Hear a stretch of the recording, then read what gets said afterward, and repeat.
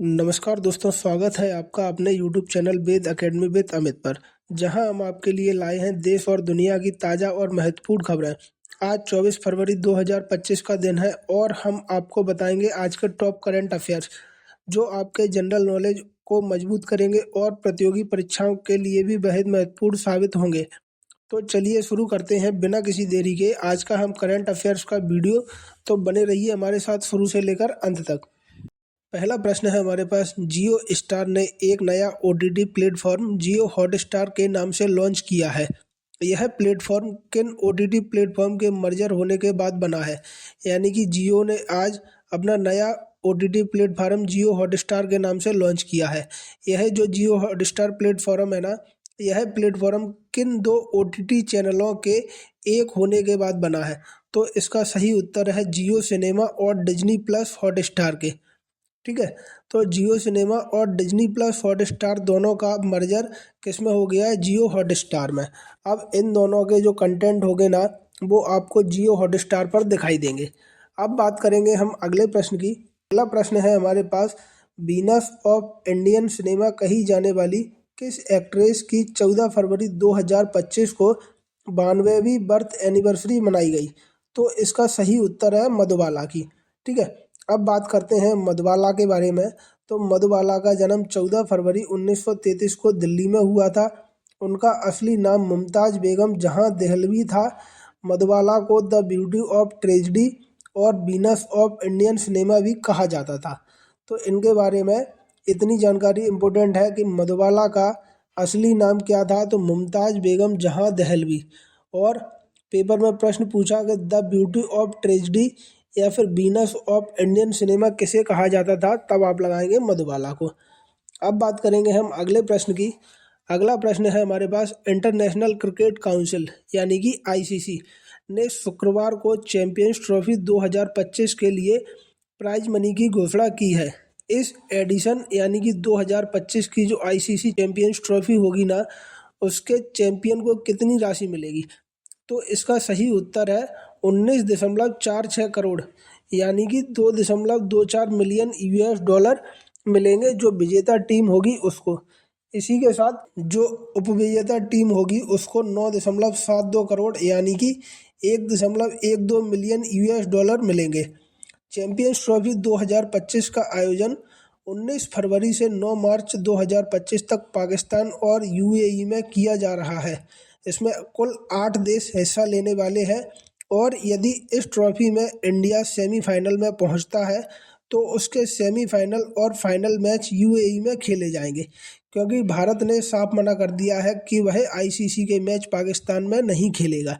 अब बात करेंगे हम अगले प्रश्न की। अगला प्रश्न है हमारे पास, मध्य प्रदेश के खजुराहो में 20 से 26 फरवरी 2025 तक खजुराहो नृत्य समारोह आयोजित किया जा रहा है। यह समारोह किस क्रम का होगा? इस प्रश्न का सही उत्तर है 51वां। ठीक है, 20 से 26 फरवरी 2025 तक जो खजुराहो नृत्य समारोह आयोजित किया जा रहा है वह 51वें नंबर का होगा। अब बात करने वाले हैं हम आज के अगले प्रश्न की। अगला प्रश्न है हमारे पास, पेट्रोल डीजल पर टैक्स लगाने के मामले में मध्य प्रदेश देश में कौन सा राज्य बना है? तो पेट्रोल और डीजल पर टैक्स लगाने के मामले में मध्य प्रदेश देश का 5वां राज्य बना है। दक्षिण भारत के 4 राज्यों आंध्र प्रदेश, तेलंगाना, केरल और कर्नाटक के बाद मध्य प्रदेश में सबसे ज़्यादा टैक्स लगाए जा रहे हैं, जिसके कारण मध्य प्रदेश में पेट्रोल और डीजलों की कीमत अन्य राज्यों की अपेक्षा बहुत ज़्यादा है। ठीक है, तो आपको इतना याद रखना है कि पेट्रोल और डीजल पर टैक्स लगाने के मामले में मध्य प्रदेश देश में कौन सा राज्य बना है? तो 5वां राज्य।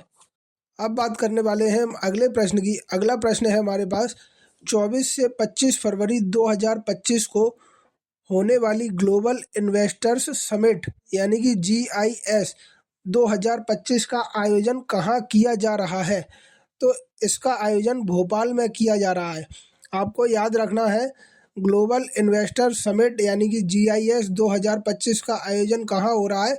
तो इसका आयोजन भोपाल यानी कि मध्य प्रदेश में किया जा रहा है। अब बात करते हैं हम अगले प्रश्न की। अगला प्रश्न है, भारत को F-35 फाइटर जेट देने की घोषणा किस देश ने की है? तो इस प्रश्न का सही उत्तर है अमेरिका ने। इसी के साथ ट्रंप ने 2008 में मुंबई हमले के आतंकी तहव्वुर राणा को भारत भेजने की भी बात कही है। ठीक है कि नहीं? अब बात करते हैं हम अगले प्रश्न की। अगला प्रश्न है हमारे पास, भारत के किस राज्य में केंद्र सरकार ने गुरुवार को राष्ट्रपति शासन लगा दिया? ठीक है, तो इस प्रश्न का सही उत्तर है मणिपुर में। मणिपुर में 3 मई 2023 से जारी जातीय हिंसा के बाद मुख्यमंत्री एन बीरेन सिंह ने अपना इस्तीफा राज्यपाल को सौंप दिया था और इस्तीफे के बाद राज्य में राष्ट्रपति शासन लगाया गया। इतनी बात आपको याद रखनी है। वेरी मोस्ट इम्पोर्टेंट प्रश्न है ये वाला, आप इसको नोट कर लें और इसको याद कर लें। क्या प्रश्न है? हाल ही में या फिर फरवरी 2025 में किस राज्य में राष्ट्रपति शासन लगाया गया? तब आप लगाएंगे मणिपुर में। अगला प्रश्न है हमारे पास, कर्नाटक की किस सुप्रसिद्ध पद्मश्री पुरस्कार से सम्मानित लोक गायिका का 88 साल की उम्र में निधन हो गया? तो इस प्रश्न का सही उत्तर है सुक्री बोम्मागौड़ा का। इन्हें हलक्की समुदाय का चलता फिरता एनसाइक्लोपीडिया भी कहा जाता था। पेपर में यह प्रश्न इस तरीके से भी आ सकता है कि हलक्की समुदाय का चलता फिरता एनसाइक्लोपीडिया किसे कहा जाता था? तब आप लगाएंगे सुक्री बोम्मागौड़ा को। अब बात करेंगे हम अगले प्रश्न की। अगला प्रश्न है हमारे पास, रॉयल चैलेंजर्स बेंगलुरु यानी कि आरसीबी का नया कप्तान किसे बनाया गया है?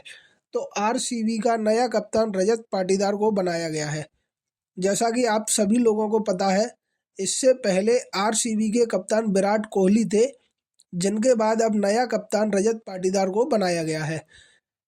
इंडियन प्रीमियर लीग आईपीएल के 18वें सीजन की शुरुआत शनिवार 22 मार्च से होगी, यानी कि 22 मार्च 2025 दिन शनिवार से आईपीएल का 18वां सीजन खेला जाएगा।